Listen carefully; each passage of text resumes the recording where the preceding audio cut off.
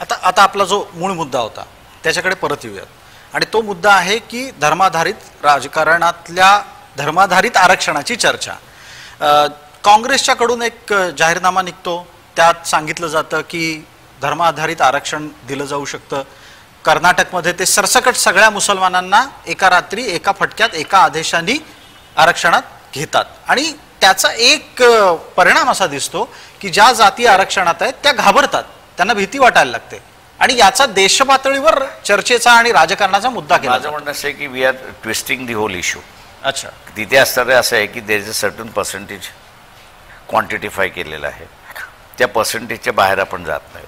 मुळात माझं म्हणणं असं आहे, तुम्हाला मुळात माझाच प्रश्न हा आहे की तुम्ही आरक्षण हा जो मुद्दा आहे हा डेव्हलपमेंटल बघताय की जुन्या काळामध्ये रिप्रेझेंटेटिव्ह नाही, म्हणजे आता जसं राजेशाहीच्या काळामध्ये आपण घ्या, राजेशाहीच्या काळामध्ये सवर्णाला रिप्रेझेंटेटिव्ह होतं, शूद्रांना रिप्रेझेंटेटिव्ह नव्हतं, बर कसलाच अधिकार नव्हता।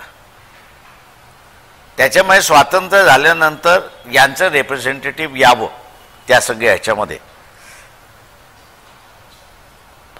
म्हणून असणारं आरक्षणाची थिअरी आली की बा कमीत कमी नवीन व्यवस्था उभी राहते, या नव्या व्यवस्थेमध्ये पुन्हा सवर्णांचं राज्य नको, इतरांचंही राज्य पाहिजे, म्हणून मिनिमम एवढे पर्सेंटेज त्याच्यामध्ये असलं पाहिजे अशी परिस्थिती आहे।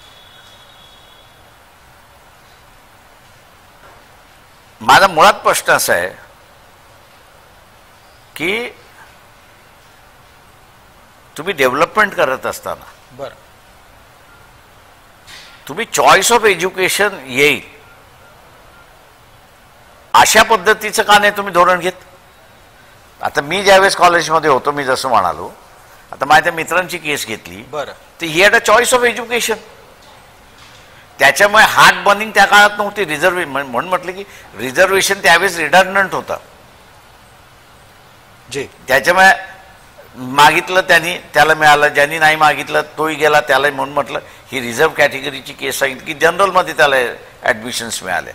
तुम्ही आत्ता असताना जे आहे ते चॉईस ऑफ एज्युकेशन इथल्या विद्यार्थ्यांना मिळालं पाहिजे आणि ते विद्यार्थ्यांना मिळण्यासाठी जी असेसमेंट आहे की एवढी लाख विद्यार्थी आपल्याला निघणार आहेत आणि तेवढं आपलं इन्फ्रास्ट्रक्चर असणारं येत्या 10 वर्षामध्ये उभं राहिलं पाहिजे, तुम्ही प्लॅनिंग का करत नाही? पॉलिटिशियन्सच्या इथल्या ॲडमिनिस्ट्रेशनच्या ब्लेमसाठी तुम्ही असणारा समाजाला वेठीस धरलेला आहे। हा फेल्युअर असणारा सगळा सवर्णांचा फेल्युअर आहे असं जर मी म्हटलं, कारण काय सवर्ण इथले रूल करतात आहेत, तुमचा बिनडोकपणा असणारा आज देशाला भोवतोय असं मी म्हटलं तर म्हटलं का प्रकाश आम्हाला शिव्या घालतात नाही, पण याच्यातला एक आमचा फेल्युअर झालेला आहे। बरं कोर्टाने मेरिट जे करत बसलेले आहेत, इट्स अ फेल्युअर। मेरिट म्हणजे माझ्या दृष्टीने मगर, त्याच्या पलीकडे नाही। पुस्तक वाचलं, मेमरी त्याची स्ट्रॉंग असली आणि ते त्यांनी रिप्रोड्यूस केलं तर 100% घोकंपट्टी